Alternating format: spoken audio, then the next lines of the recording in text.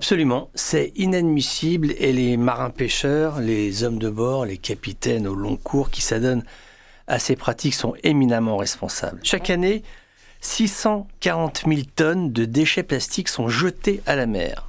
Du matériel professionnel, des filets, des gilets de sauvetage, des cordes usagées abandonnées dans l'immensité des océans qui n'en peuvent plus. Ces débris représentent 10% de la pollution plastique en mer, 70% des macro-déchets flottant à la surface des eaux. Alors ce qu'on appelle macro-déchets, en fait, ce sont des objets qui mesurent plus de 20 cm. Non seulement c'est polluant, salissant, mais ces filets, ces casiers dérivants, constituent des pièges mortels pour les thons, pour les dauphins, pour les baleines. Imagine ce que signifie ingérer un déchet plastique. Les animaux meurent par étouffement, c'est abominable. En mars dernier, une baleine a été retrouvée morte sur une plage des Philippines avec 40 kilos de plastique dans l'estomac, 40 kilos dans le ventre. Il faut se rendre compte de ce que cela représente. On ne peut pas accepter ça. Il appartient au monde de la pêche et du transport maritime d'adopter un comportement responsable, une discipline de traitement de ces déchets sur les navires.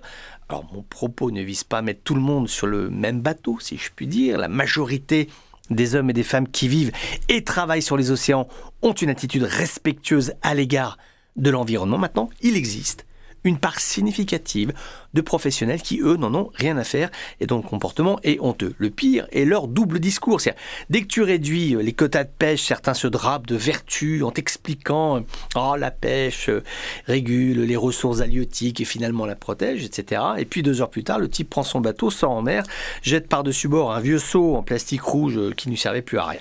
Encore une fois, ce n'est pas le cas pour tout le monde, mais en tout cas, ils sont suffisamment nombreux sur mer pour être responsables. Je te rappelle de ce chiffre qui est tout à fait significatif, 10% de la pollution des déchets plastiques, alors qu'il suffit tout simplement de jeter ces déchets dans une poubelle et d'attendre le retour au port, à terre, pour un traitement adapté.